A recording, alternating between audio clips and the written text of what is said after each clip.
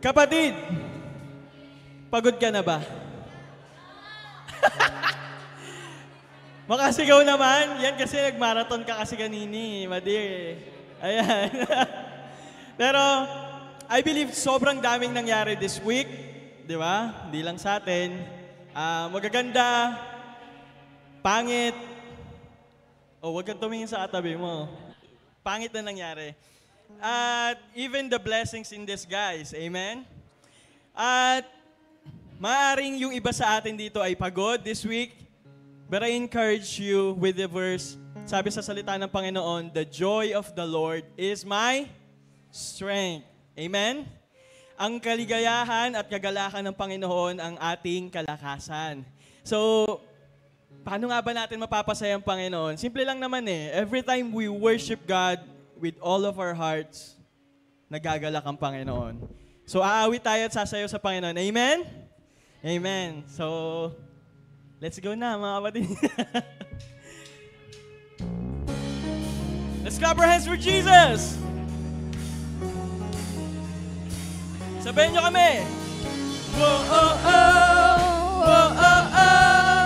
Whoa, oh, oh! Whoa, oh, oh! Whoa, oh, oh! Whoa, oh, oh! Whoa, oh, oh! Sing, this is the day! This is the day you made. Let's rejoice! So I'll rejoice and be glad, rejoice and be glad in it. This is where I believe.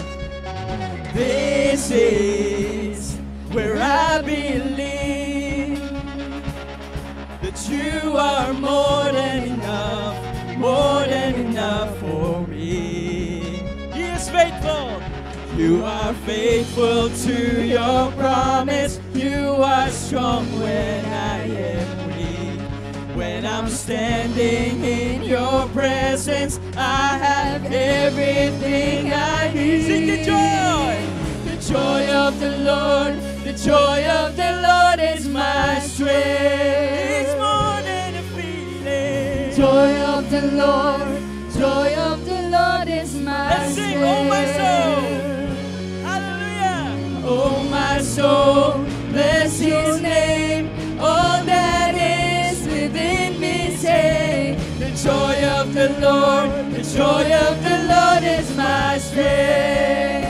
Whoa, oh, oh, whoa, oh, oh, whoa, oh, oh, oh, oh, oh, sing Jesus. Jesus, come what may, you are worthy of all my praise. He's faithful. You are faithful to your promise. You are strong when I am weak.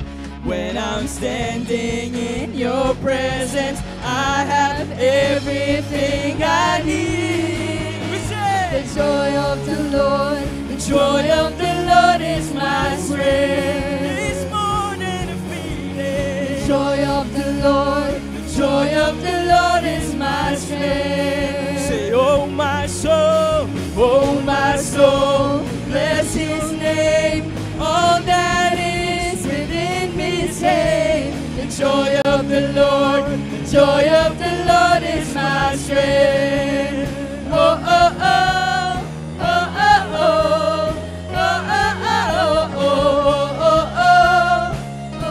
oh. We'll sing, let it rise up. So let it rise up like a river. Sing overflowing. Holy Spirit, Let it pour out. Let it pour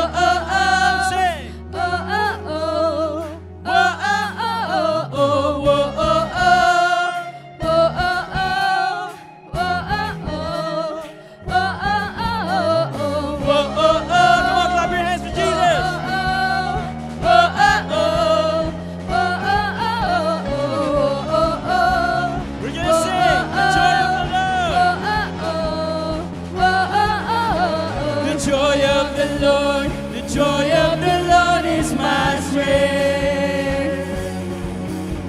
The joy of the Lord, the joy of the Lord is my strength. Say, oh my soul, bless His name. All that is, sing, oh my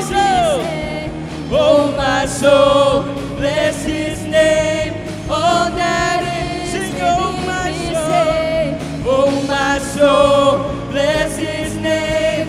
All that is within me, say, the joy of the Lord is my strength. We will sing revival,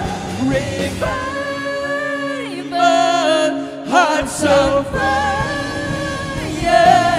Holy Spirit rain down, take us from the inside, singing, oh, oh, oh, oh, oh, revival, hearts on fire. Holy Spirit rain down, take us from the inside, singing, oh, oh, we need revival.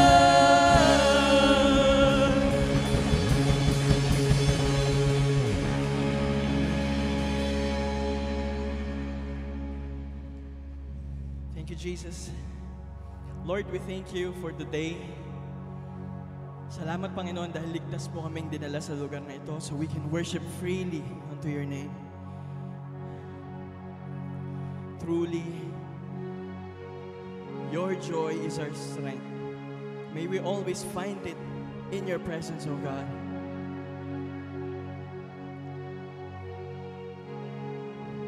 And for weeks we've been discussing about revival.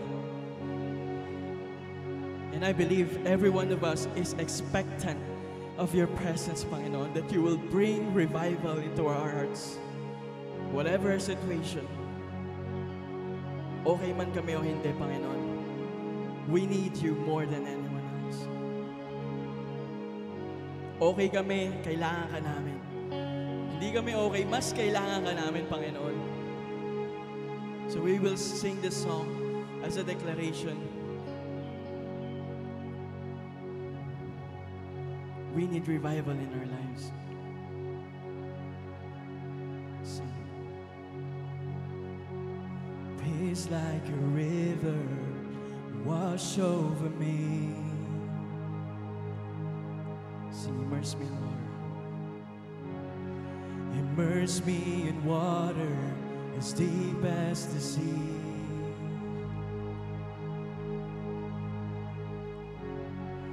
Hide me in love, your healing embrace. Sing peace, peace like a river wash over me. Sing as I worship your majesty.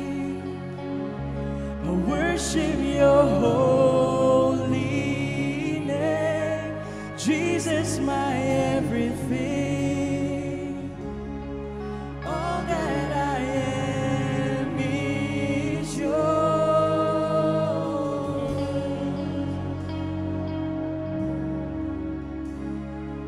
Oh. Sing, come, Holy Spirit. Come, Holy Spirit, rain down on me.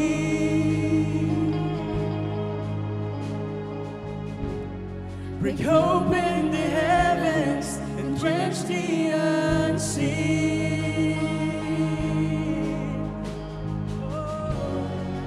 Pour out your presence as I pour out your praise. Come, Holy Spirit.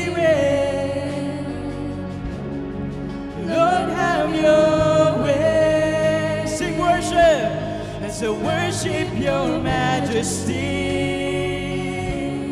I worship your holy name, Jesus, my everything. All that I am is yours as I worship your majesty. Worship your holy name, Jesus. Jesus, my everything. All that I am is yours.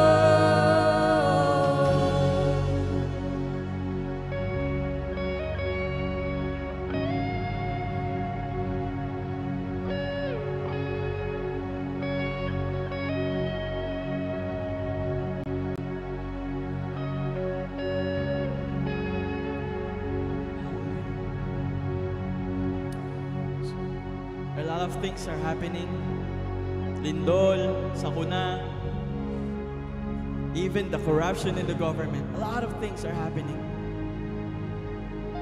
And now more than ever, ngayon alam natin na mas kailangan natin ang presensya ng Panginoon. And we're not just asking for revival individually, but we are asking for God's revival, God's redemption in our community, in our nation, in our families.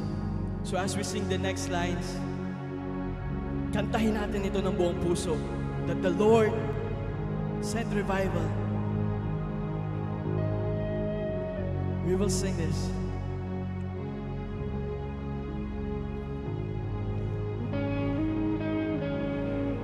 Lord, send revival. Lord, send it now.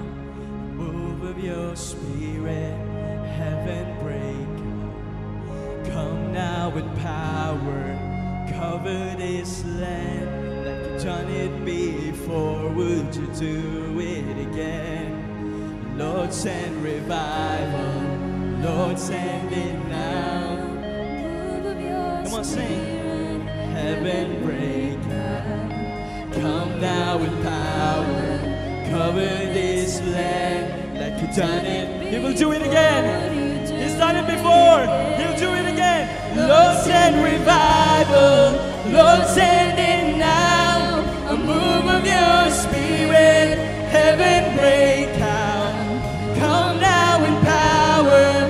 Cover this land like you've done it before. Would you do it again? Lord, send revival. Lord, send it now. A move of your spirit. Heaven break out. Come now with power. Cover this land like you've done it before. Would you do it again? Heaven break out. Heaven break out.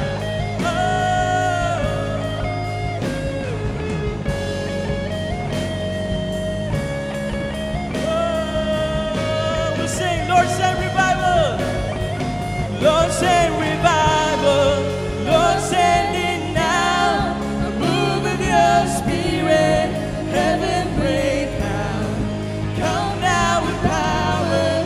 Cover this land like you've done it before. Would you do it again? Lord, send revival. Lord, send it now.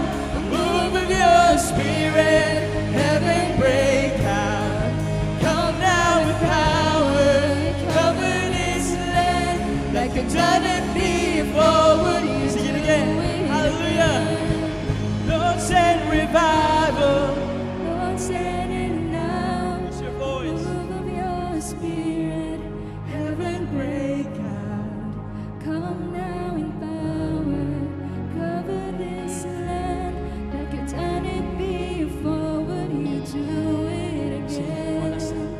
Lord, send revival. Lord, send it now. Move of your spirit. Heaven break out. Cover this land like you've done it before. Would you do it again?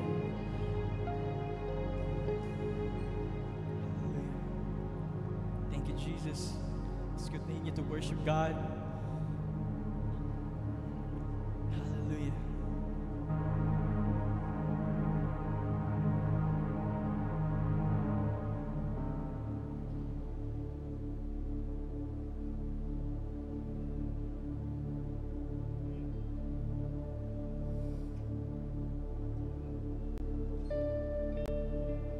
Oh, Jesus. Jesus, our Redeemer, our only Savior. Be magnified in this place as we sing this worship to you, O God. Walang ibang pangalan ng maitataas, Panginoon.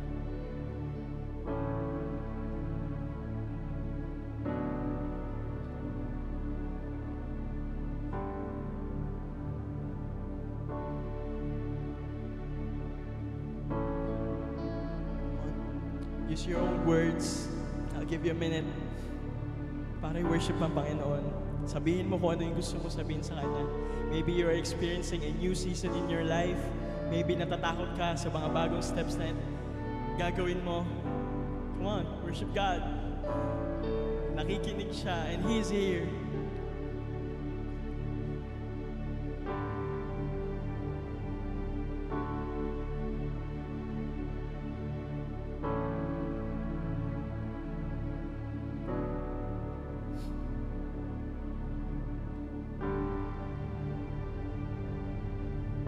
We'll sing to our Redeemer. We'll sing hallelujah.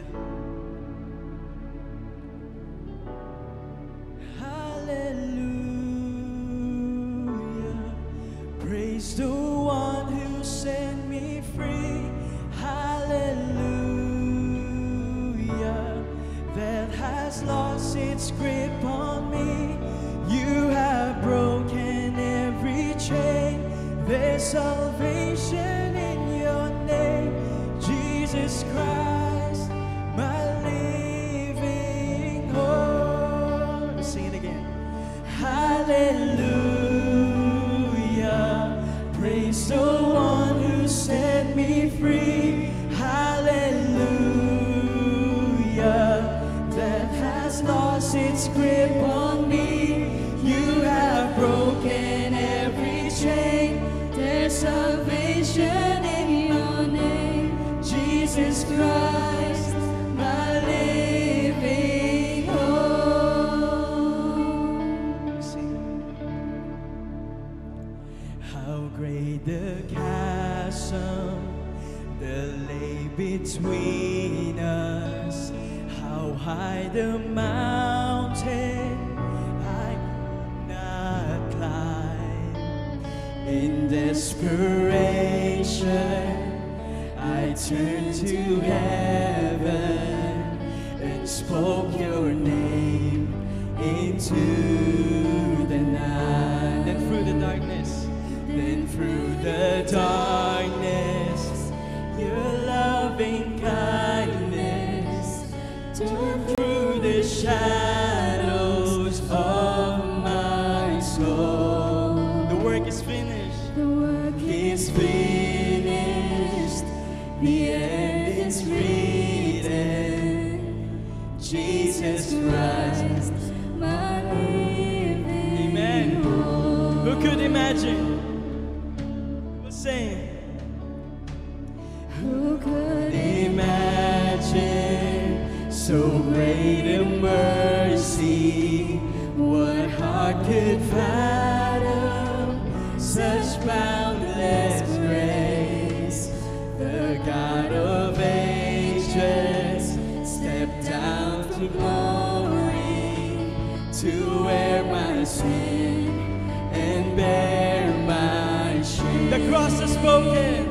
The cross has spoken. I am forgiven. The King of Kings calls me his own. Beautiful Savior, I'm yours forever. Jesus Christ, my living hope. We'll sing hallelujah. Oh,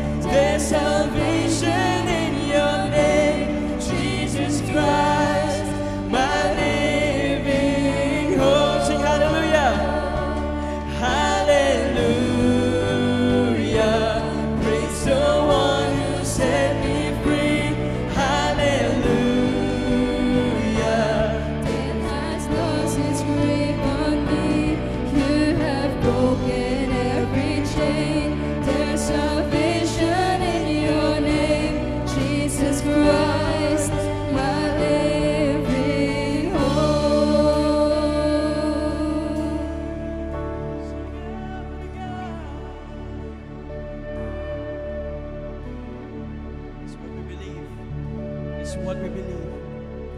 Then came the morning that sealed the promise. Your buried body began to breathe.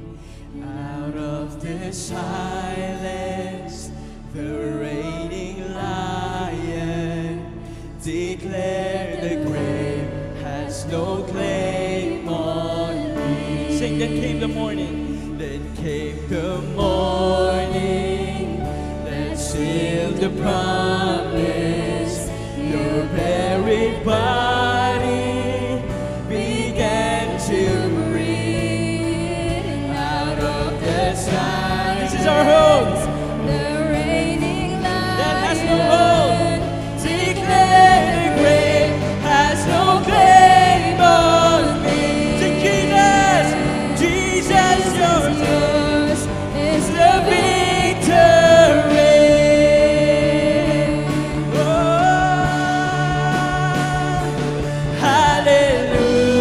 hallelujah. Praise the one who set me free. Hallelujah. It has not its grip on me. You have broken every chain. There's salvation in your name. Jesus Christ, my living hope. Sing hallelujah, hallelujah. Praise the one who sets me free. Hallelujah. that has lost its grip on me. You have broken every chain. There's salvation in your name, Jesus Christ, My living hope. Jesus Christ, Jesus Christ, my living hope. Sing, oh God, you are my living hope.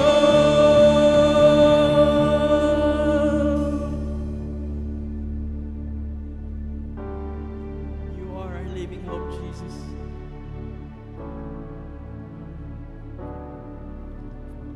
Thank you for the freedom, Panginoon. We can freely lift our hands in worship.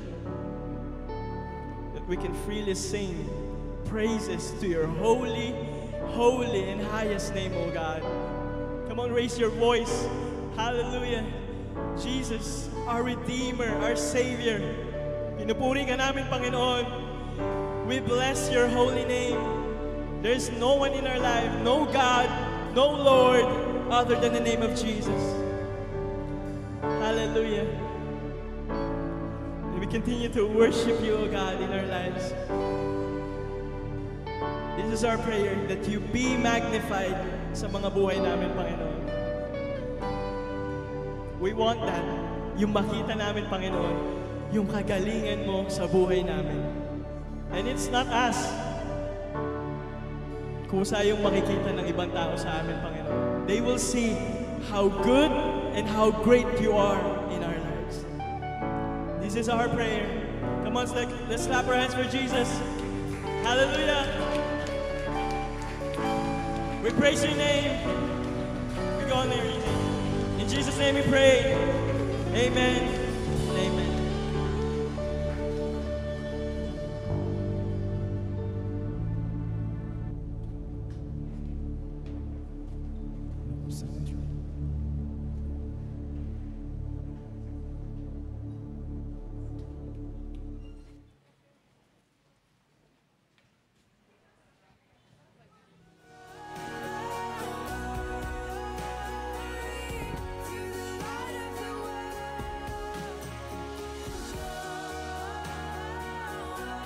Good morning, everyone, and happy Sunday. Ayan. Morning, everyone. Pwede pong pabukas po ng ilaw. Yan. Salamat po. Yan. And habang naglalakad pa po ang ating mga kapatid, inaaniyahan ko po lahat ng ating online viewers. Please share this video and tag your family and friends sa comment section para lahat tayo ay nabibless. Okay? So ayan, onting lambing lang po dahil marami pong bakanting upuan sa inyong harapan. Okay lang po ba na umabante tayo, i-occupy po natin yung mga bakanting upuan? Yan. Maraming salamat. Sige. And I think lahat tayo ay settled na. So, before we start, may gagawin po muna tayo. Hinihiling ko po yung atensyon ng bawat isa at mahabang pasensya. Bakit? Ito pong gagawin po natin ay honor po natin yung mga taong nagbibigay ng atensyon at mahabang pasensya para may matutunan tayo sa buhay. And today, we are going to honor our teachers. And I hope lahat po tayo makikinig and i-appreciate ang ating mga teachers. So, inaaniyahan ko po si Kuya Ogie. Sige, good morning everyone. So, as everyone knows, September 5 to October 5 is the celebration of teachers. Siyempre, dahil late tayo nung estudyante tayo, late din tayo mag-celebrate. Joke lang. So, para hindi tayo sumabay sa Teachers Day celebration, we would like to give them a special moment today. Isang palakpakan po para sa ating mga teachers. So, tatawagin ko yung pangalan ng mga teachers base sa nilista ng mga network leaders ninyo. So, kung teacher ka, tapos hindi na isama yung pangalan mo, please let your leader know para ihabol natin. So, gusto ko pong hingin yung assistant ni Ate Abby, Kuya Kokoy. Ayan. Meron po kaming something special para sa mga teachers today. So, when I call your name, please go here in front. Okay, from first teacher by profession, meron po tayo teacher by profession, teacher by training, at saka teacher by KFC. Tatlo po yung category natin. So, meron po tayong special gift sponsored by our dearest church. We would like to call Professor Andrea Lynn Rabel. Andito ka? May sakit? Kakaturo niya yan. Professor Maria Regina Baluyot. Bebo. Ayan. From Besling College of the Philippines, Ma'am Bong has been teaching for 22 years. We would like to call Professor Jonalyn Carrasco. Dito? Wala pa? Lance, on behalf of your girlfriend, please receive. Teacher sa senior high school and college sa Besling College of the Philippines for 8 years. We would like to call Sir Dennis Remion, professor at Besling College of the Philippines for 8 months. Wala pa din.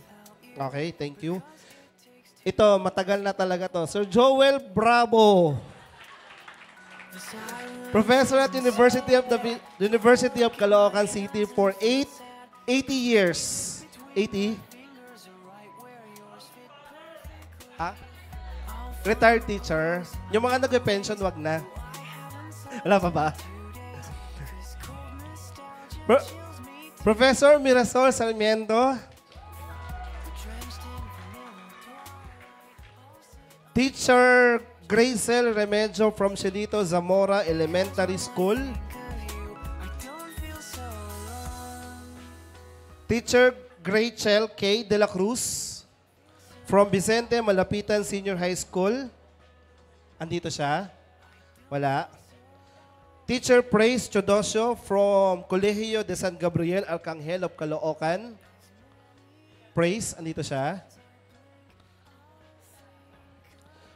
Teacher Elizer Sam Villanueva from Sampaguita High School. Teacher John Remigio from Celito Zamora Elementary School. Teacher Paul Angelo Carion from Our Lady of Fatima University.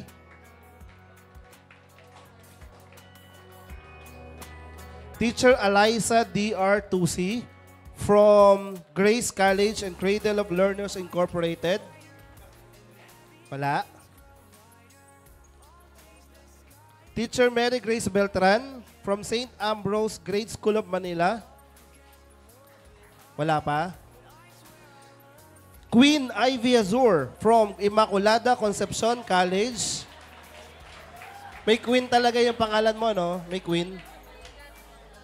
And newly hired teacher from Balingasa High School. Teacher Michael Chodosio from Kalayaan National High School. Attorney Amiel Secretario from University of Caloocan City. Siya po yung pinakamalaking sahod dito sa lahat ng teachers. Teacher Carla Geronimo from Sacred Heart Academy of Novaliches. Professor Leila May Acalda from Far Eastern University. Teacher Hazel Joy Traqueña from Bagong Silang High School. For how many years? 35? 40. Teacher Marilyn Dapa from King's Montessori School. Wala na po. Meron po bang hindi nabanggit from elementary, high school, college? And Professor Ernesto Sarmiento Jr. from University of Caloocan City. Teacher pala ako. Let's now go to the Leadership Development Team Training Teachers. Thank you. Ayan, picture po muna tayo by category, college and high school, elementary po muna.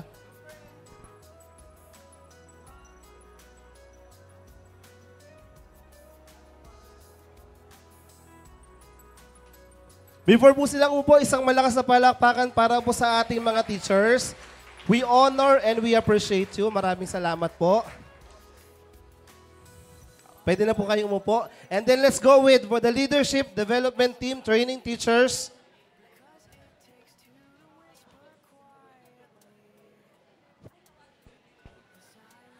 Let's start from LDT 1. Let's call Benedict Rodeo. Noki. Andiyan ka, Noki? Asan ka? Nandiyan lang yun sa may wire, sa likod ng... Architect Rogen Cabrera. Archie. Andiyan si Archie. Jester Villanueva.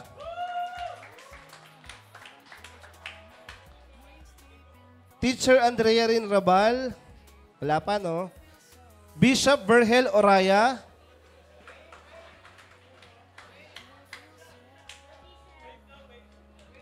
Teacher Hazel Joy Traqueña. Ang dami mo namang time. Teacher James Duran. Teacher James Duran. Teacher Paul Adrian Mendoza. Siya po yung pinakamayaman sa LDT 1. And Teacher Mary Jane Santos. Jane? Wala pa. Sila po ang teachers ng LDT 1. Let's proceed with LDT 2 teachers. Jansen Faith Colitoy.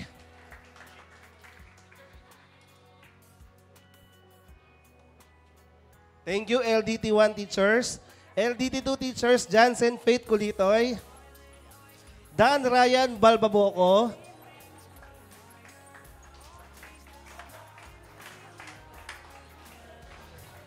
Monsignor Joseph Oraya. Eric Boom Ganada. Naka-leave, naka-paternity leave. Michael Pasha.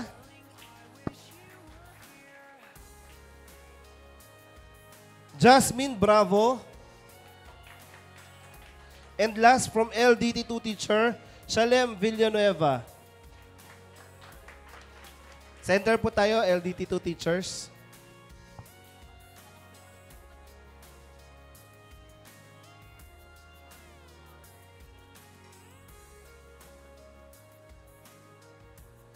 Thank you, LD2 teachers.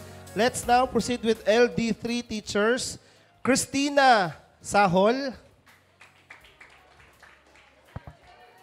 Sahol yan ha, hindi lang kaya. Sahol. Christian Paul Santos.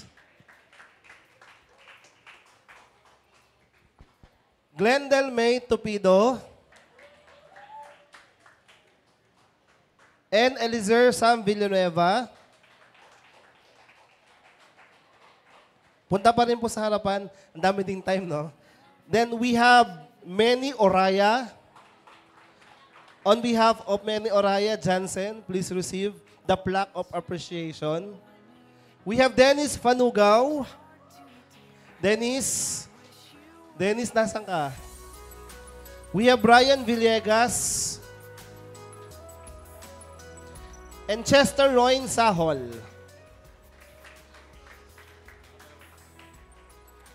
Ayan, yan po ang ating mga LD3 teachers.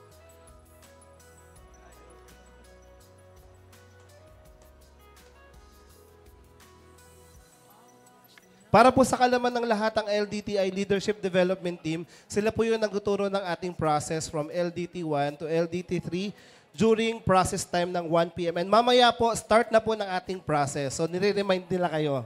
Okay? Let's proceed with Kids for Church teachers. I-acknowledge din po natin sila. Yung ating mga most patient teachers. Let's start with Marife Maasin.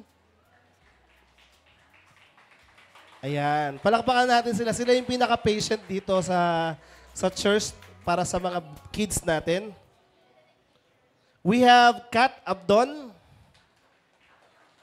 Kat. Ashley Palataw. Naguturon. Doon natin mag-award. Then we have Christina Priel.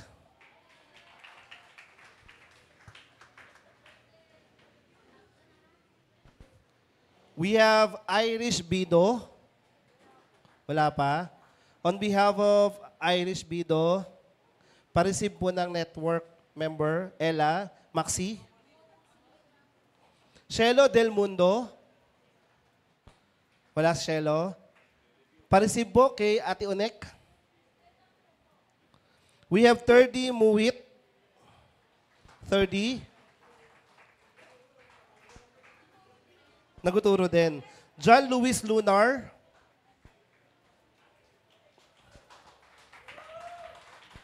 Ayan, center kayo. Then we have Dave Dupilas. Naguturo din.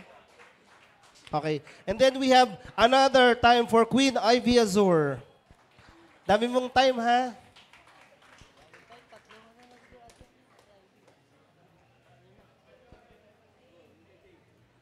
Center po tayo, KFC teachers. Ayan.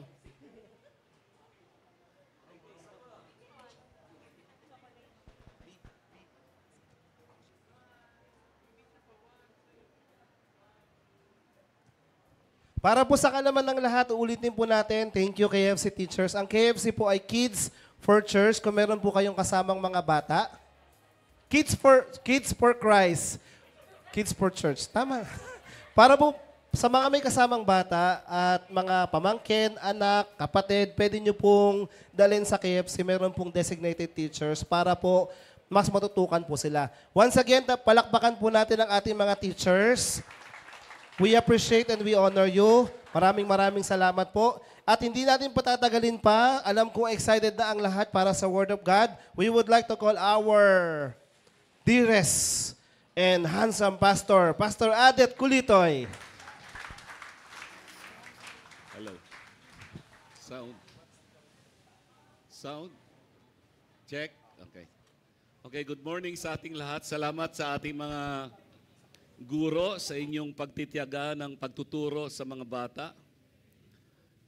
Anyways, ngayong umaga ay pag-usapan natin When Revival Comes, Part 4.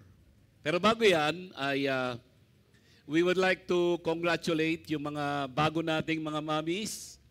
And kung mapapansin nyo po, may maraming upuan nang wala po nakaupo. Si Regine po ay nanganak na. Si Derilyn ay nanganak na. Si Geisha ay nanganak na ba? Manganganak pa lang. Si Mira manganganak next year. So, yung iba naman po ay hindi natin kasama sapagkat meron po silang mga karamdaman. So, let's talk about When Revival Comes, Part 4. Ito po ay part 13 na ng ating series, Let Us Rise Up and Build in the book of Nehemiah. So, very quickly, ay gusto ko pong balikan natin ang istorya ng Nehemiah. For more than 100 years, ang pader ng siyudad ng Jerusalem ay wasak. And gusto kong maunawaan natin yung importance, bakit kailangang mabuong muli yung pader ng siyudad ng Jerusalem. Kasi apektado hindi lang ang kanilang worship, but at the same time, there is always that imminent danger from their enemies na anytime ay pwede po silang pasukin. So, in Nehemiah chapter 1, nakita natin, dinalaw si Nehemiah ng kanyang mga kapatid. And upon learning yung nakakalungkot na kalagayan ng siyudad ng Jerusalem, Nehemiah prayed, made plans, and eventually he was given permission by the king of Persia at siya ay pinayagan na bumalik sa siyudad ng Jerusalem in order to rebuild the walls. Eventually, tinipon niya ang mga tao sa siyudad ng Jerusalem, and then makikita natin for the first time ay nagkaroon sila ng pagkakaisa. And alam naman natin, every time na merong pagkakaisa, ay pwede mangyari yung mga imposibleng bagay na hindi nangyari nung sila hindi nagkakaisa. So what happened? So when they were united, they were able to rebuild the walls of Jerusalem in record time, 52 days. At bagamat maraming mga threat ng mga enemies from the outside at merong threat of discouragement from the inside, dahil sa pangunguna ni Nehemiah, naitayo nilang muli ang pader ng Jerusalem. And then makikita din natin, immediately after na ma-rebuild ang walls of Jerusalem, mapapansin natin na merong tatlong malalaking pagtitipon ang nangyari inside the city of Jerusalem. 3 major assemblies. The first one ay nangyari after finishing the walls of Jerusalem. Nagkaroon ng malawakang pagtitipon at sila ay nagdiwang dahil naitayong muli ang pader ng Jerusalem. So the first assembly or gathering is a gathering for celebration. At bakit nga naman hindi sila magsasaya? Sapagkat naitayong muli ang pader ng Jerusalem. And then makikita natin, mula chapter 7, 8, 9, and 10, ay nagsimula ng magkaroon ng revival inside the city of Jerusalem. And it begins when they assembled together in order to celebrate. Pagdating ng chapter 8, makikita natin another assembly or gathering ng mga tao inside the city of Jerusalem. But this time, the purpose of the assembly is for confession. So pagdating ng chapter 8, makikita natin yung momentum ng revival na nagsimula after the walls of Jerusalem was completed. They celebrated, but pagdating ng chapter 8, lahat sila ay nagkaisa at humingi sila ng tawad sa Panginoon. Pagdating ng chapter 9, makikita natin na ipinagpatuloy nila yung kanilang confession sa Panginoon. And then here in chapter 10, makikita natin ang pangatlong assembly o pagtitipon nila, and this time, sila ay nagtipon making a commitment sa Panginoon. So gusto ko lang bigyan ng diin yung tatlong major assemblies na kanilang ginawa, proof that indeed ang revival ay nagsimula ng mangyari inside the city of Jerusalem. So what are these assemblies? Celebration, confession, and then commitment. So ngayong umaga ay gusto kong pag-usapan natin when revival comes, part 4. Mahaba po ang ating text, chapter 10, pero kukuha lang po tayo ng ilang mga susing talata na akin pong i-highlight dito po sa ating pag-uusapan ngayong umaga. So by way of introduction, gusto kong i-summarize what happens when revival comes. Isa-summarize ko po yan sa pamamagitan ng isang sentence. Anong ibig kong makita natin? We can summarize Nehemiah chapter 10 by this statement. Ano yan? When revival comes, there will be distinction from the people of God. Ano pong ibig sabihin yan? Kung inyong maalala sa mga nakaraang pinag-usapan natin, revival is nothing but a new beginning of obedience to God. At nakita natin, excuse me, kapag ang mga tao ng Diyos ay nagsimulang muli sumunod sa salita ng Diyos, nagkakaroon ng transformation at itong transformation na ito ay nakikita beginning from one person and then eventually lalagana po ito sa maraming mga tao. This will be our last discussion regarding revival, pang-apat na po ito. And then we only have 3 more teachings in this series of Nehemiah, and Lord willing, matapos po tayo first Sunday ng November.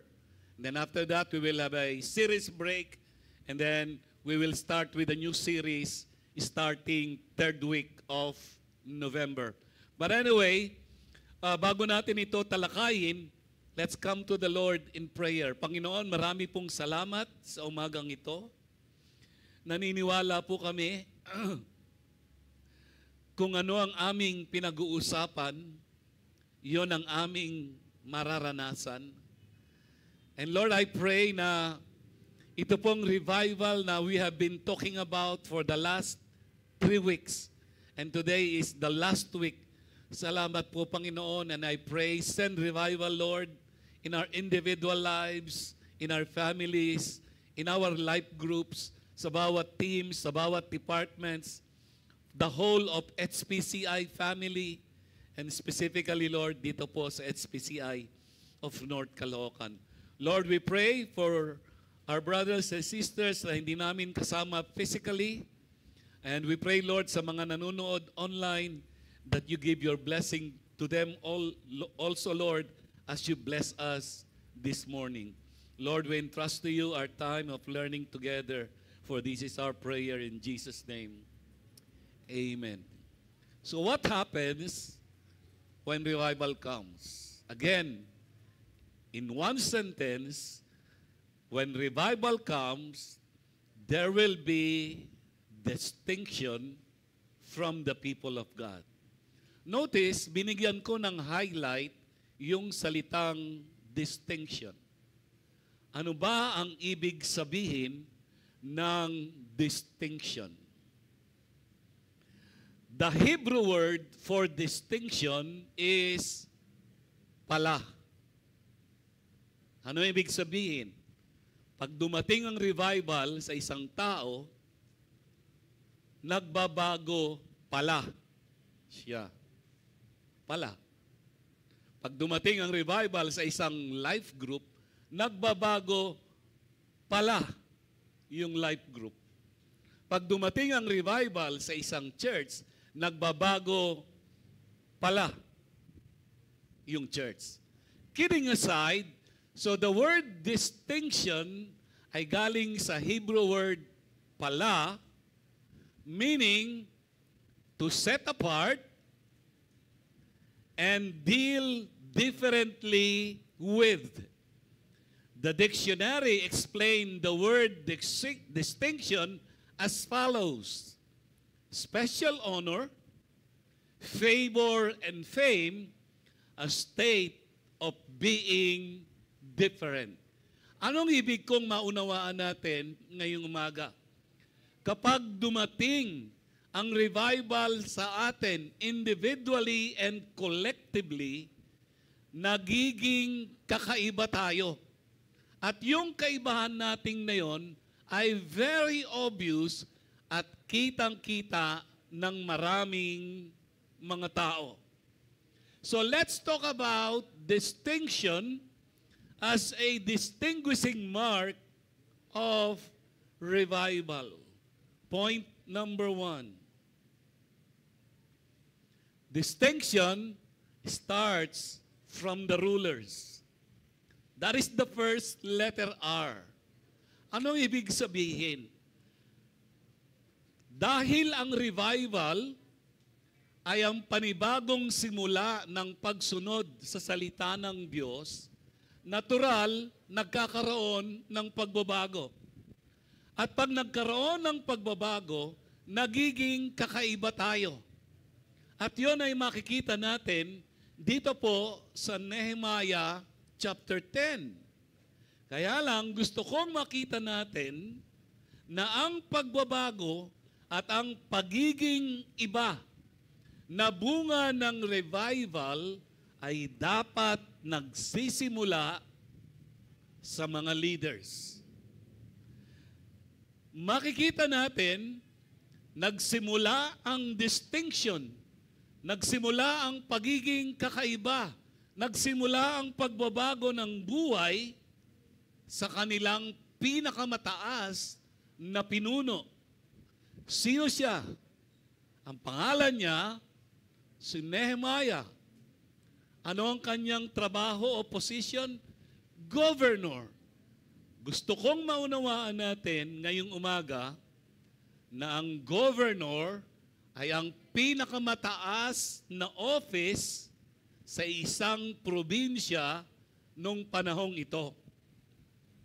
Para sa ating kaalaman, nung panahon ni Nehemiah, ang siyudad ng Jerusalem kasama ang iba pang mga bansa ay nasa ilalim ng pananakop ng imperyo ng Persia or modern-day Iran. In other words, sa buong imperyo, ang pinakamataas na posisyon ay ang emperor. Pero sa isang probinsya o isang siyudad, ang pinakamataas na posisyon ay ang gobernador.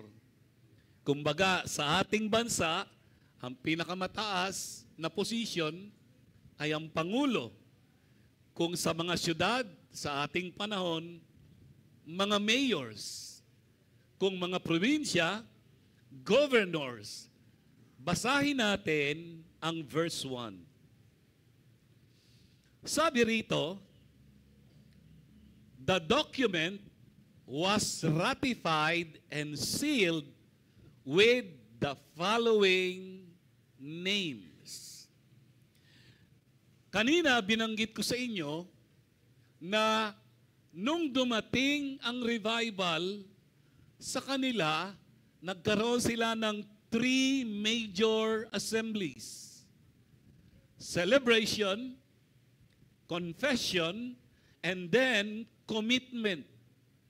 At dito sa chapter 10, makikita natin yung kanilang commitment sa pagsunod sa Panginoon. Gumawa sila ng isang kasulatan at inilagay nila ang kanilang mga pangalan bilang pagpapatibay na seryoso sila sa kanilang commitment na sumunod sa Panginoon.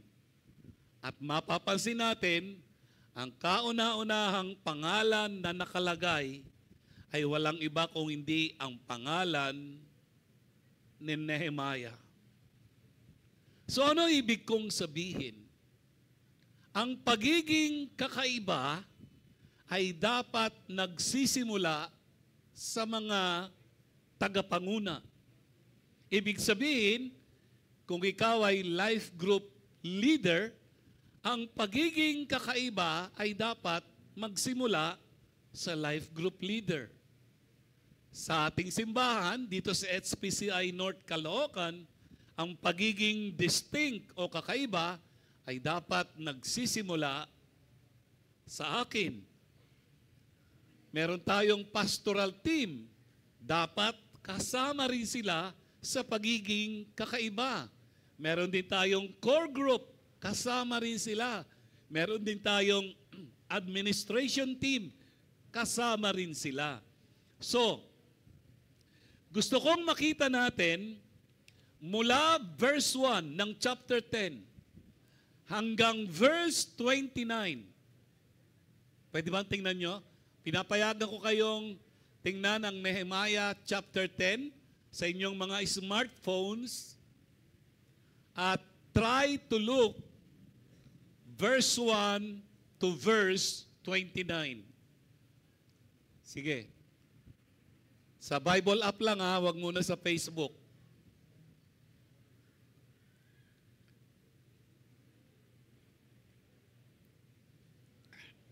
Okay. Nakita nyo na? Mula verse 1 hanggang verse 29 ng Nehemiah chapter 10 ay listahan ng mga iba't ibang pangalan. To be exact, 84 different names. Siguro kung meron time na kayo ay nagde-devotion at kayo ay napunta ng Nehemiah chapter 10, most probably, lalaktawan nyo yung verse 1 hanggang verse 29. Bakit nga naman hindi lalaktawan? Bukod sa puro pangalan, makikita natin ang hirap pang basahin at banggitin ng mga pangalan. Pero gusto ko pong maunawaan natin, the mere fact na nilista ang mga pangalan na yan, at halos lahat maliban kay Nehemiah at Sedekiah ay hindi po kilala mga taong yan, ito po ay nagpapakita ng kanilang pagiging seryoso sa kanilang commitment para sumunod sa Panginoon. So gusto ko pong i-identify natin sino-sino ba ang mga taong ito. So number 1, si Nehemiah. Pangalawa, mula verse 2 hanggang verse 8, mababasa nyo ang 22 priests. In other words, Nehemiah the governor, the political leader, and then after that, all spiritual leaders. 22, lahat sila. Pagdating ng verse 9 hanggang verse 13, mababasa natin ang 17 pangalan ng mga Levites. Bakit sila tinawag na Levites? Kasi ang suot nila mga pantalon ay Levi's. Ano, kidding aside, sila yung mga helpers at mga workers inside the temple. Again, religious work. Pagdating ng verse 14 to verse 27, makikita natin 44 other leaders. And then, pagdating ng verse 28 and 29, the rest of the people follows. Anong sabi ng verse 28? Then the rest of the people, the priests, Levites, gatekeepers, singers, temple servants, and all who had separated themselves from the pagan people of the land in order to obey the law of God, together with their wives, sons, daughters, and all who were old enough to understand. Gusto kong makita natin, nobody is left behind. Lahat talaga sila, as in lahat, without any exception, ay gumawa ng commitment na sumunod na muli sa salita ng Panginoon. Kasama ang kanilang mga anak na lalaki at babae na nakakaunawa na ng salita ng Panginoon. Verse 29. Joined their leaders and bound themselves with an oath. They swore a curse on themselves if they failed to obey the law of God as issued by his servant Moses. They solemnly promised to carefully follow all the commands, regulations, and decrees of the Lord, our Lord. That is in verses 28 to 29. What is the point? Alam mong dumating sa iyo ang revival personally, sa inyong family, sa iyong life group, sa iyong team, or even in this church. Ano yun? Nagkakaroon tayo ng panibagong pagsunod sa salita ng Panginoon, ang buhay natin nababago, at ang dulo nito, nag-iiba ang ating galawan kaysa doon sa mga tao na hindi nakakilala sa ating Panginoon. Listen to this statement. When revival comes, leaders set the standard by being distinct and setting an example for others to follow. Actually, kaya po ganito kagulo ang ating bansa ay sapagkat maraming aligasyon at akusasyon sa ating Pangulo.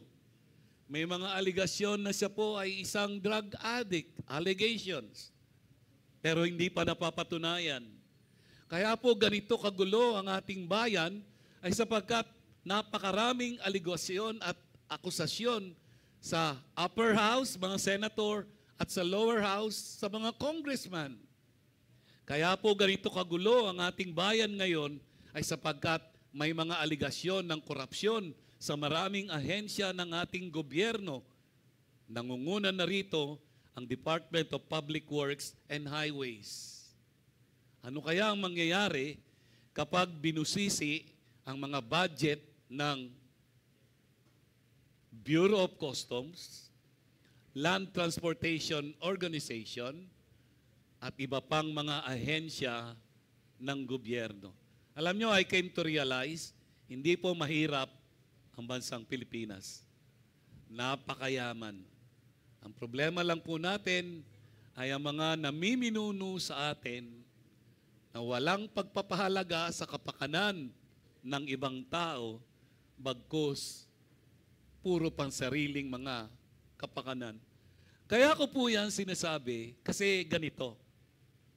Kahit anong larangan ng leadership, whether political, economic, or social, including spiritual, meron pong isang katotohanan na ang leaders ang dapat na mga tagapanguna sa pagpapakita ng mabuting halimbawa.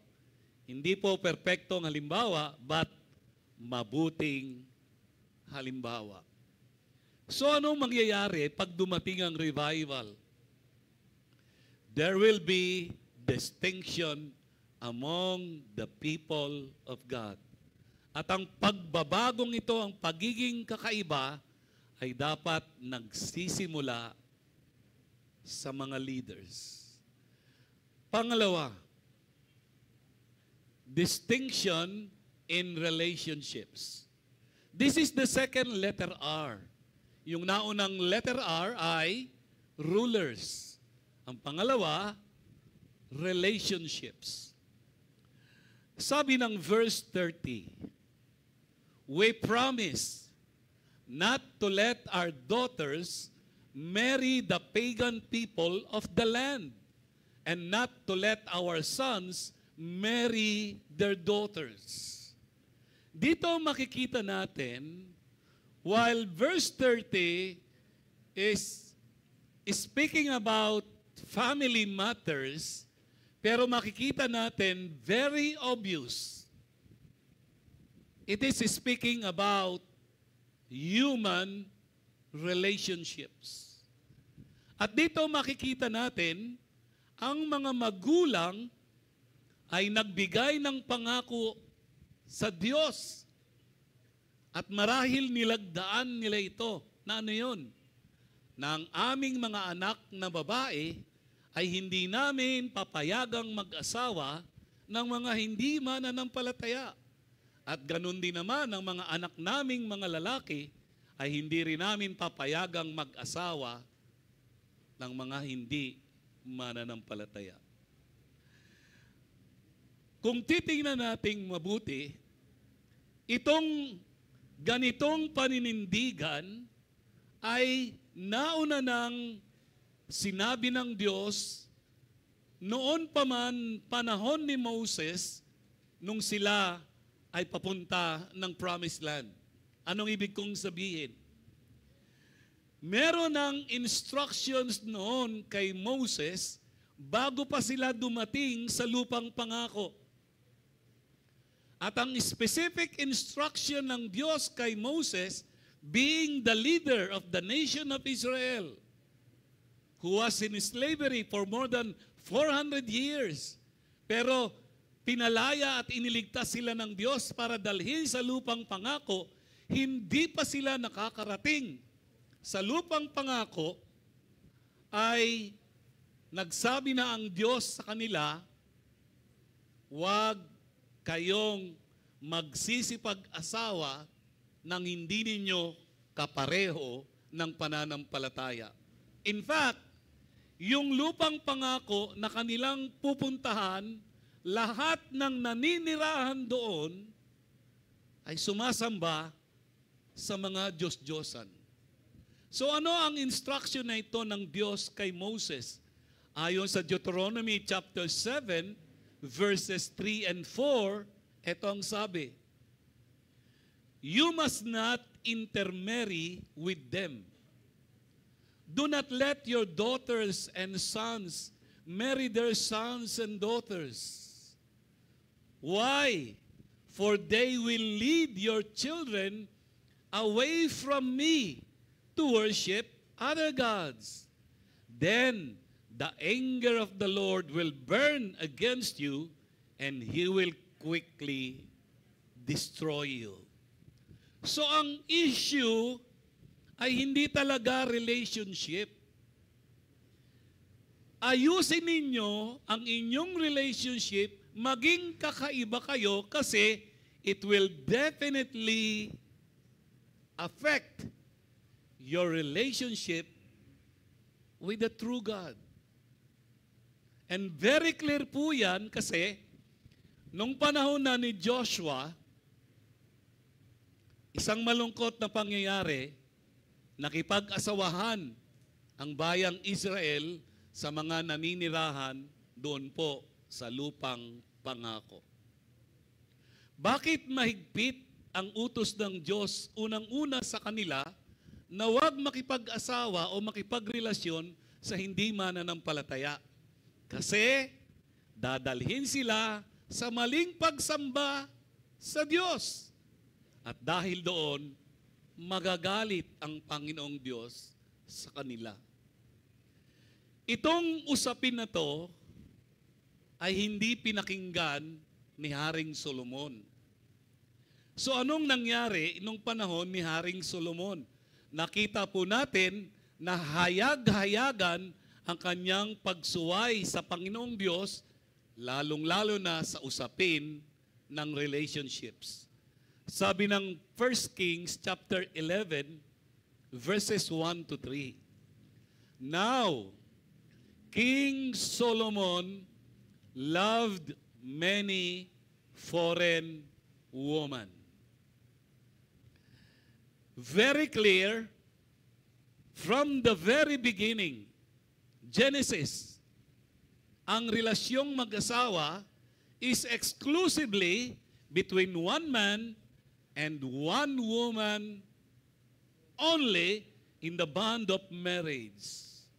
However, nung naging hari na si Haring Solomon, hindi niya ito sinunod. At marahil, ito ay isang political strategy para wala siyang maging kaaway na mga taga-ibang bansa. Pwede asawahin ko na lang yung mga anak nyo para magkakaibigan na tayo. Pwedeng ganun ang reason ni Solomon.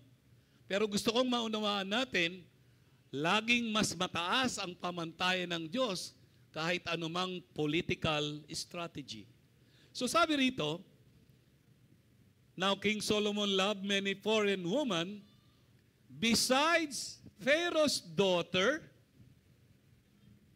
he married women from Moab, Ammon, Edom, Sidon, and from among the Hittites. Sino po itong mga grupo na ito? Sila po yung mga kalaban ng bayang Israel. Verse 2, the Lord had clearly instructed the people of Israel, not only for King Solomon, you must not marry them because they will turn your hearts to their gods. Yet, Solomon insisted on loving them anyway. He had 700 wives of royal birth and 300 concubines. Grabe. 1,000 babae sa iisang lalaki. At ano po ang nangyari nung si Solomon ay nagkaroon ng 1,000 babae? Jerwin, isa lang ha. And in fact, they did turn his heart away from the Lord. Anong ibig kong makita natin dito?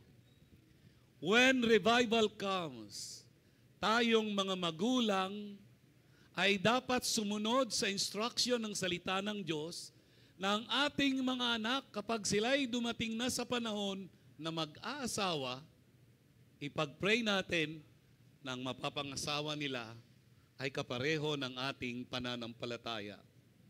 Itong katotohanan ito ay makikita natin sa bagong tipan. Sabi ng 2 Corinthians 6:14, don't team up with those who are unbelievers. How can righteousness be a partner with wickedness? How can light live with darkness? Ano po ang ibig kong sabihin diyan? Pareho na nga ang Kristiyano mag-asawa, naghihiwalay pa. Ano po kaya ang garantiya na kung ang mapapangasawa ninyo, listen to me, single ladies and single men.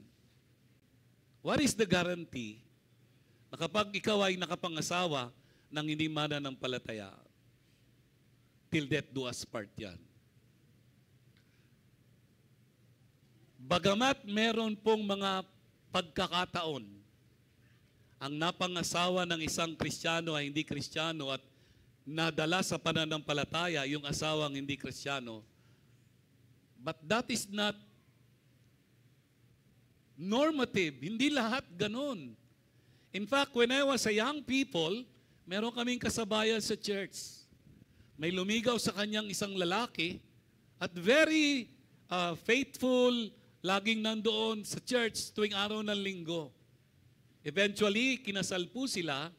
At ang kalungkutan nung sila ay kinasal na, hindi na po nakita yung babae. Sinasabi ko bang laging ganon ang mangyayari? I don't know. Pwede namang gawin ng Panginoon yung unbelieving wife o husband mo ay makakilala naman talaga sa Panginoon because of you being distinct. Pero ang sinasabi ko po sa mga binata at dalaga, pray. Lalo na kayong mga babae, na dalhin kayo ng Panginoon sa isang tamang lalaki na kayo ay dadalhin sa pananampalataya sa Panginoon. So anong ibig kong makita natin? When revival comes, distinction happens to the people of God. At ang distinction na yan, ang pagiging kakaiba, ay dapat nagsisimula sa mga rulers.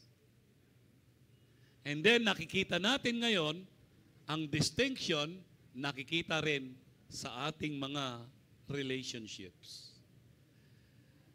Listen to this statement. When revival comes, there will be separation from worldly influences that are contrary to Christ. Maintaining a distinct identity as light in a darkness of lawlessness. And the importance of being mindful of relationships and influences that could negatively impact one's faith without necessarily isolating oneself completely from unbelievers. Ang ibig lang pong sabihin ng statement na yan ay ganito. Pagdating sa seryosong relasyon, hingi ng kalooban ng Panginoon. Pero hindi nangangahulugan na tayo dapat ay kakaiba, wala na tayong kaibigang unbelievers. O kaya naman ay nilalayuan natin sila. No. In fact, nasabi ko na po ito before. Kung ang kaibigan mo lang ay puro Christian, something is wrong with you. Something's wrong with you. I would say, may kaibigan tayo mga Christian, pero dapat may mga kaibigan din tayong non-Christians na hindi tayo sasabay sa kanilang mga galawan kasi kakaiba tayo and hoping and praying dahil sa ating mabuting patotoo, madala natin sila sa pananampalataya sa Panginoon. So what happens when revival comes? There will be distinction from the people of God. It begins with the rulers and it affects our relationship. Pangatlo, distinction in creating resources. Pangatlong letter R, resources. In other words, money matters, economics. Look at verse 31. We also promise that the people of the land, we also promise that if the people of the land should bring any merchandise or grain to be sold on the Sabbath or on any other holiday, we will refuse to buy it. Every 7th year, we will let our land rest, and we will cancel all debts owed to us. Makikita natin dito sa verse 31, it's distinction in economics, in money matters, in work, in business, in trading. So anong makikita natin dito sa verse 31? Una, prioritizing worship over wealth. Anong sabi ng unang bahagi ng verse 31? We also promise that if the people of the land should bring any merchandise or grain to be sold on the Sabbath or on any other holiday, we will refuse to buy it. Sa mga Hudyo, ang araw ng kanilang pagsamba ay Sabado. At very strict sila dyan, pagdating ng araw ng Sabado, ng pagsamba nila sa Panginoon, nagsisimula yan ng Biyernes ng alas 6 ng gabi at matatapos kinabukasan. Sa kanila yon. Pero sa ating panahon ngayon, ipinagdiriwang natin ang ating sama-samang pagsamba sa Panginoon tuwing araw ng Linggo. Why? Kasi ang number one reason why we gather every Sunday, kasi Ito ang araw na kung saan ang Panginoong Yesus ay bumangon mula sa mga patay. Naalala ko nung ako ay high school, way back 1970s. May mga tindahan, department store, pag araw ng linggo, sarado talaga.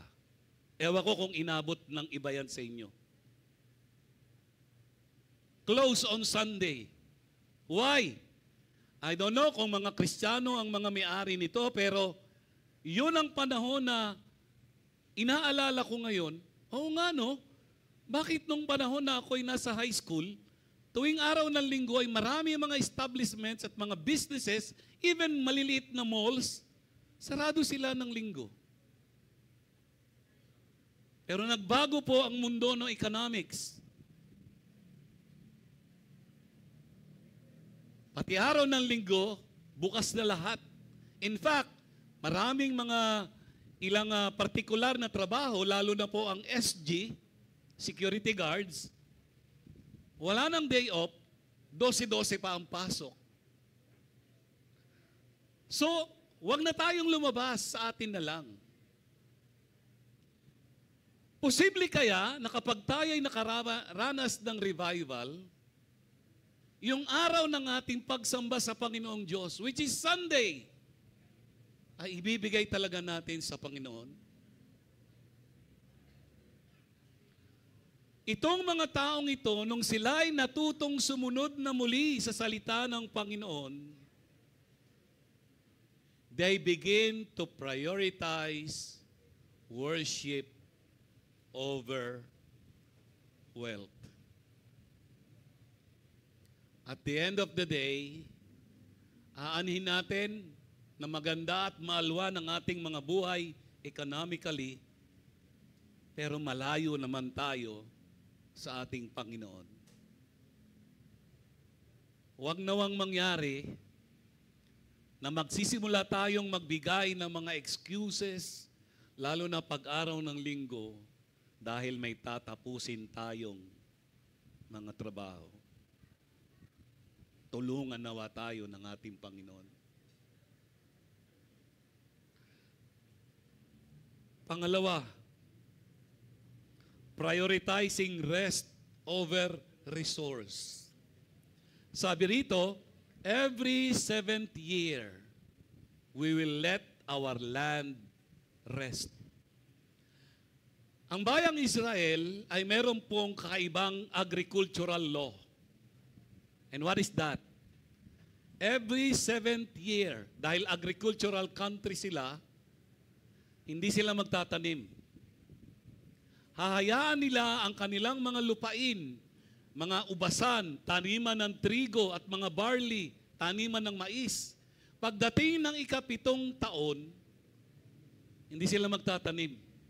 Hahayaan nila ang kanilang mga lupain na nakatiwangwang ng 1 buong taon.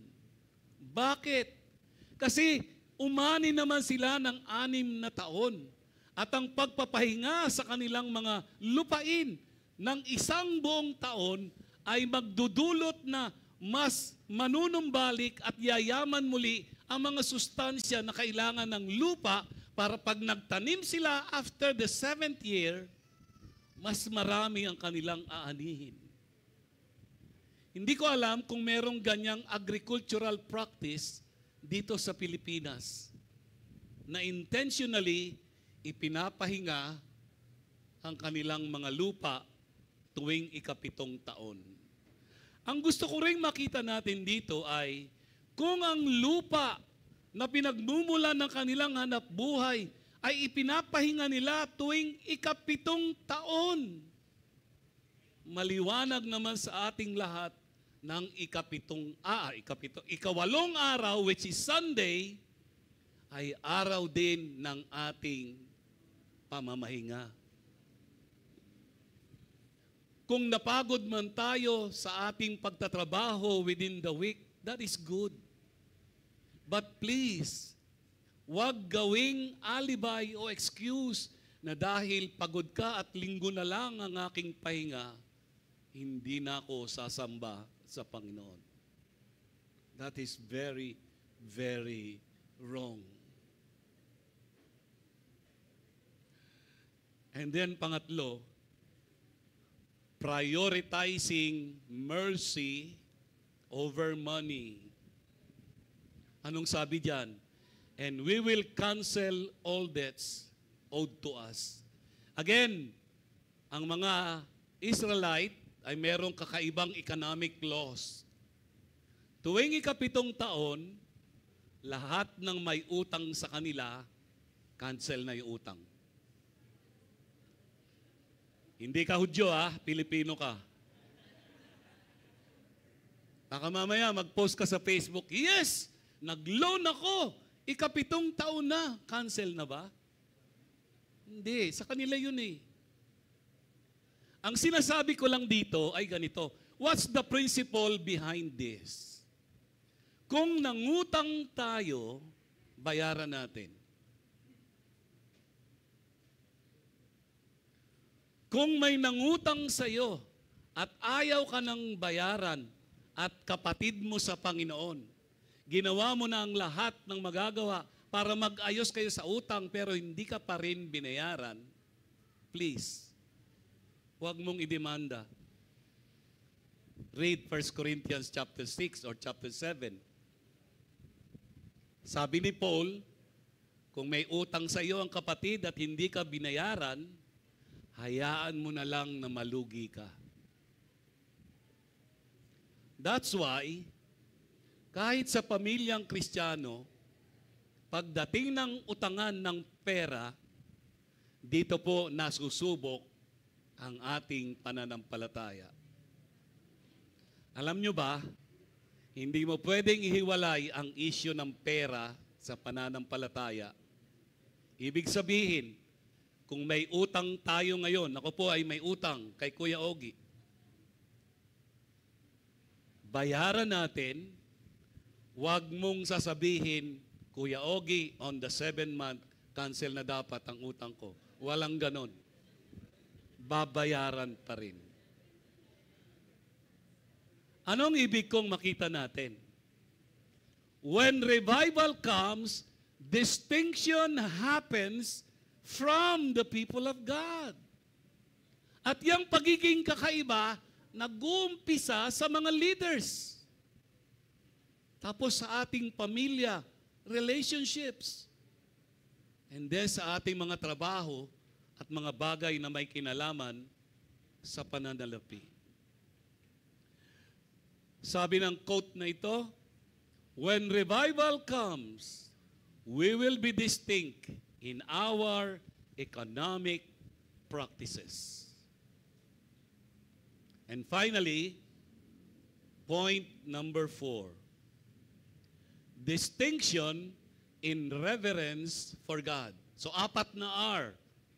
Rulers, relationships, resources, and reverence. Ito naman po ay may kinalaman na sa Diyos. Okay? Look at verse 39. For the children of Israel and the children of Levi shall bring the offering of the grain, of the new wine, and the oil to the storerooms where the articles of the sanctuary are, where the priests who minister and the gatekeepers and the singers are, and we will not neglect the house of our God. Binigyan ko po ng emphasis ang mga salitang, we will not neglect the house of God. Kung inyo pong babasahin, mula verse 32 hanggang verse 39, the phrase, house of God, is used 9 times in 8 verses. Paulit-ulit. Mula verse 32 hanggang 39. Paulit-ulit si Nehemiah, house of God, house of God, house of God, house of God. And I would say, and I believe this is a correct correlation, kung noon ang bahay ng Panginoon sa kanila ay ang templo, ang bahay naman ng Panginoon sa atin, itong lugar na ito. While our bodies are the temple of the Holy Spirit, pero itong lugar na to, we consider this as our place of worship. So ano ang kanilang pagpapakita ng respeto sa Diyos dahil sila ngayon ay nakaranas ng revival? Dalawa po. Distinction in gathering. Ano ibig sabihin yan? Without any exception. Pagdating ng araw ng Sabat, ang kanilang araw ng pagsamba, lahat sila, buong pamilya, kasama ang mga anak, sasamba sila sa ating Panginoon. And I do believe, ganun din, inilalaan talaga natin ang araw ng linggo para sa ating pagtitipon at sama-samang sasambahin natin ang ating Panginoon. Pangalawa po ay distinction in giving. Kanina po, sa distinction in resources, nakita natin na ang issue ay may kinalaman sa trabaho, sa pagpapahinga galing sa trabaho, at pagpapatawad sa nagkautang sa atin. Pero dito makikita natin, tinalakay na ni Nehemiah ang isang specific na distinction kapag tayo ay nagsasama-sama kapag araw ng linggo, araw ng pagsamba sa Panginoon. Ano yon? Distinction in giving. Ano-ano ang klase ng kanilang pagbibigay? Pag binasa nyo ang verse 32 hanggang 33, meron silang tinatawag na annual contribution. Meron ba tayo niyan dito? Wala. Pero kung di ako nagkakamali, may isang grupo ng relihiyon na tuwing December ay meron silang tanging handog, kung tama ang aking recollection. Annual contribution. Ano pa? Supply of wood.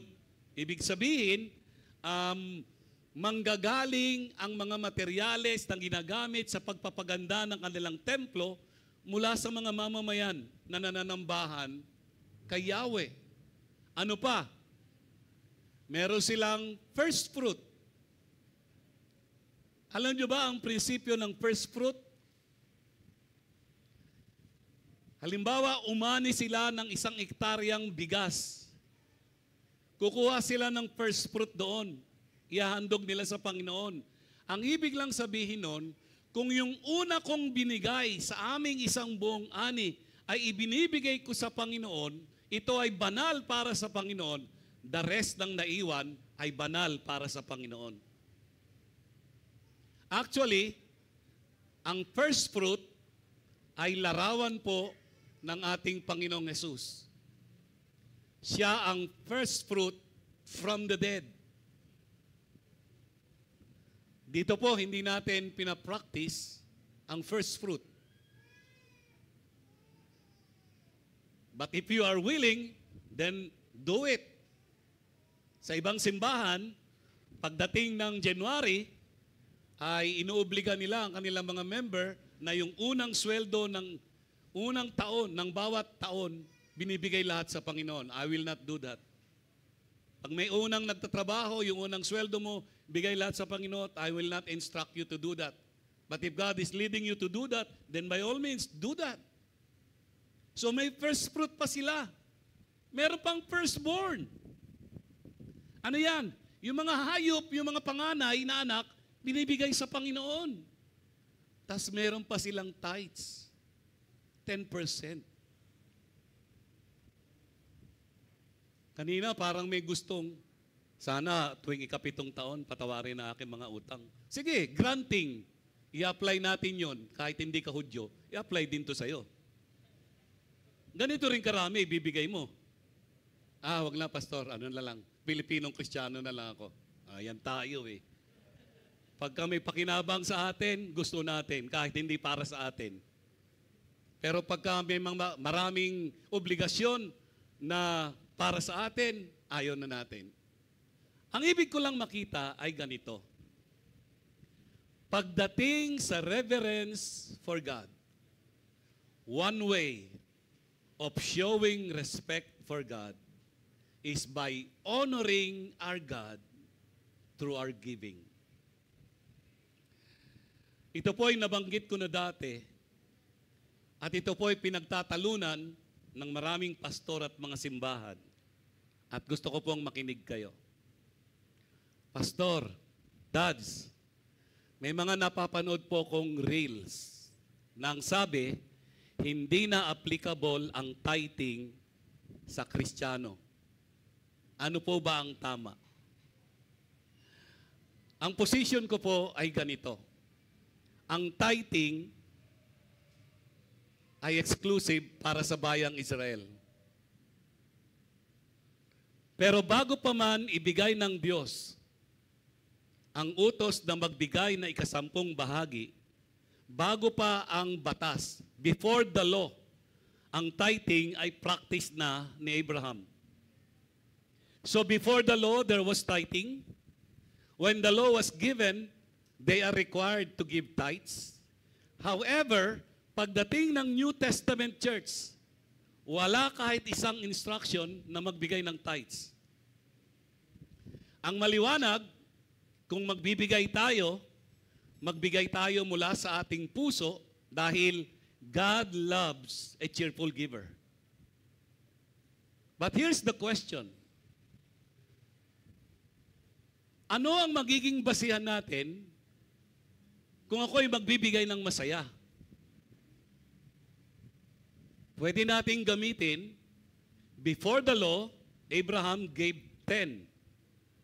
During the law, the Israelites gave their 10th. Wala tayong basihan ngayon sa New Testament Church. At dahil walang malinaw na basihan, I believe 10% is a good start. However, habang ikaw ay pinayayaman ng Panginoon, umuunlad ang iyong negosyo, hindi tayo nananatili sa pagbibigay ng 10%. So ano ibig kong makita natin? We can start giving to the house of God with 10% of our income. That's the minimum. But as the Lord prospers us, pwede nating dagdagan. Kami po ngayon, we're giving 30%.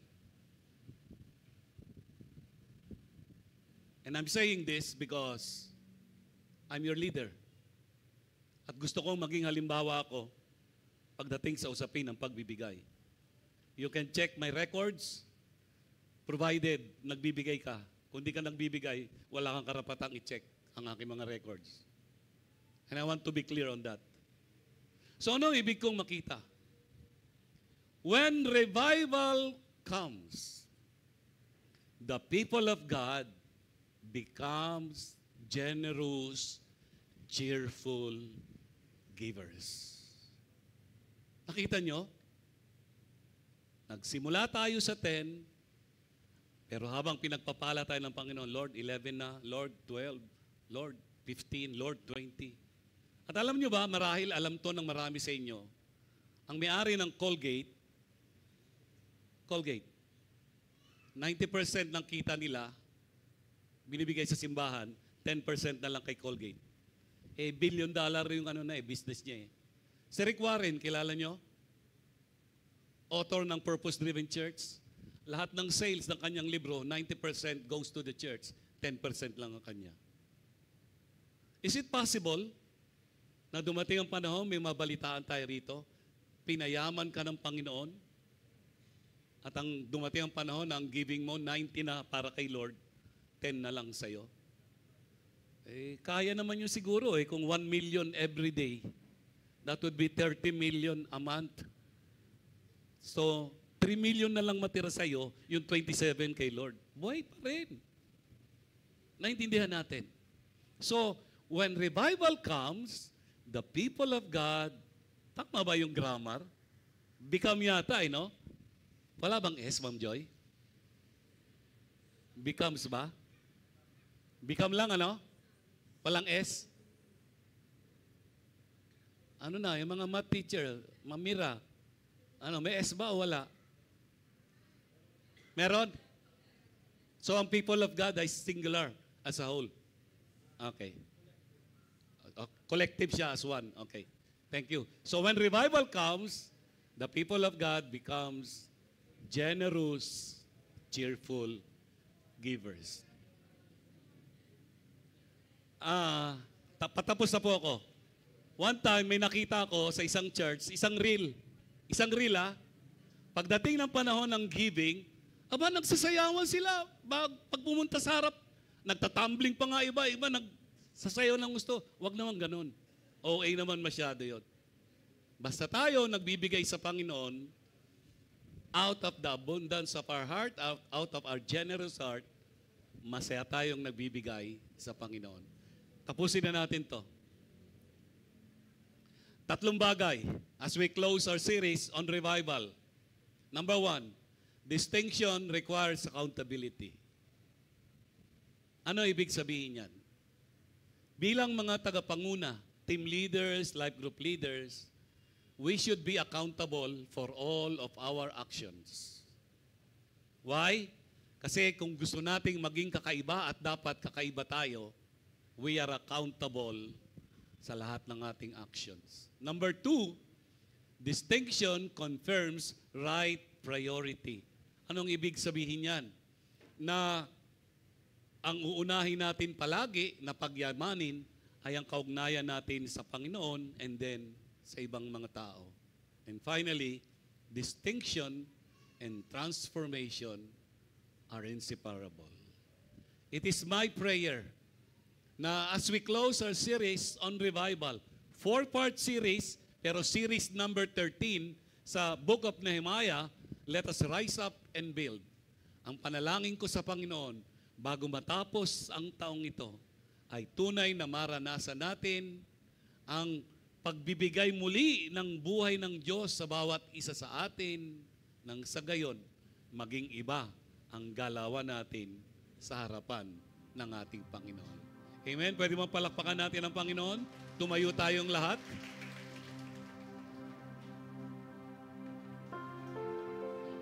Aawit tayo?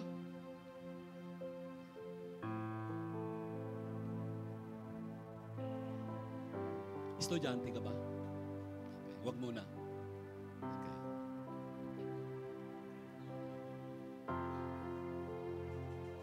Okay. Bilang tugon sa ating pinag-usapan, pangungunahan tayo ni MJ, JM, sa awitan, sa isang awitin.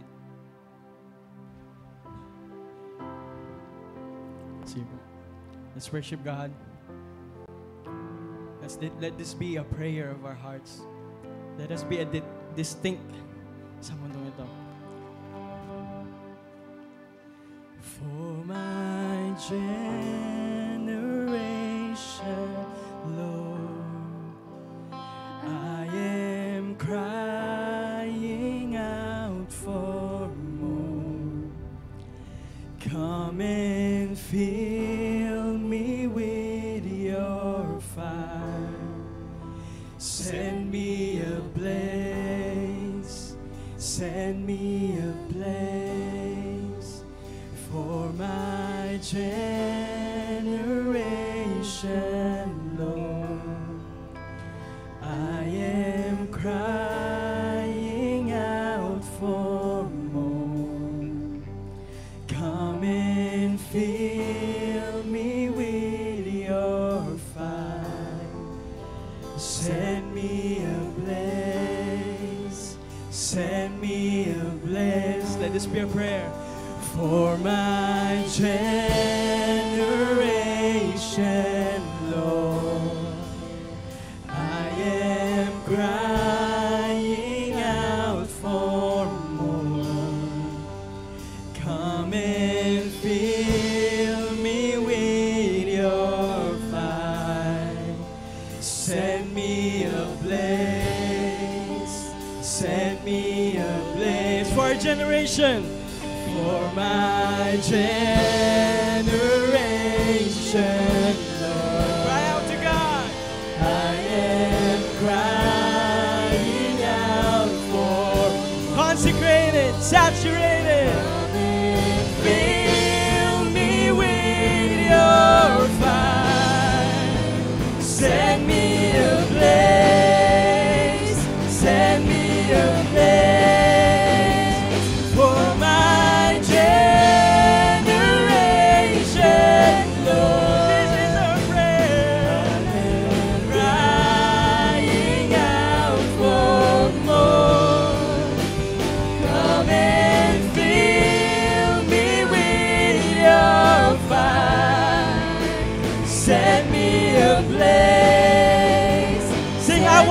fire.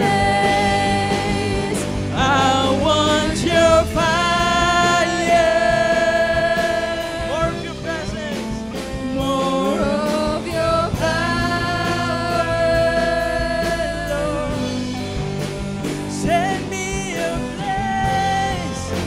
Send me a place. I want to know your fire again. Pour out your spirit. Pour out your spirit.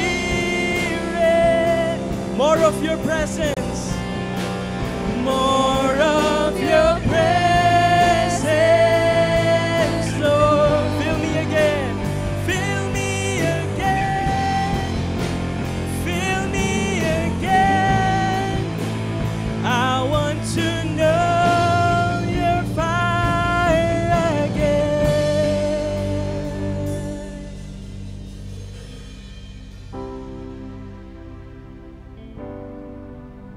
Panginoon, marami pong salamat sa umagang ito. Most of the time, we pray more of your power, more of your presence. And I believe, Lord, tama naman yun. But this morning, Lord, I pray more obedience on every one of us. Mas marami pang pagsunod sa iyo, Panginoon. Nang sa gayon, maging obvious at kitang-kita ang distinction sa aming mga buhay. Let there be more obedience, Lord, from every one of us. Taas natin ang ating dalawang kamay. Tanggapin natin ang pagpapala ng Panginoon. Now may the God of peace, who brought up from the dead our Lord Jesus, the great shepherd of the sheep, and ratified an eternal covenant with His blood, may He equip you with all you need for doing His will. May He produce in you, through the power of Jesus Christ, every good thing that is pleasing to Him. All glory to Him forever and ever. God's people said, Amen. Amen. Pwede bang palakpakan natin ang Panginoon? Louder. Longer. With shouting, Hallelujah! Salamat po, Panginoon. More obedience, Lord. More obedience. Amen.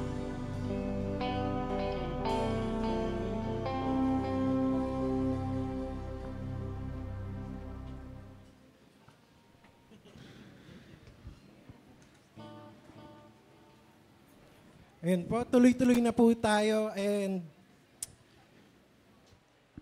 I hope prepare na po ang ating mga tithes envelope. Tayo po ay tumayo para po sa ating pagbabalik or pagbibigay sa Panginoon.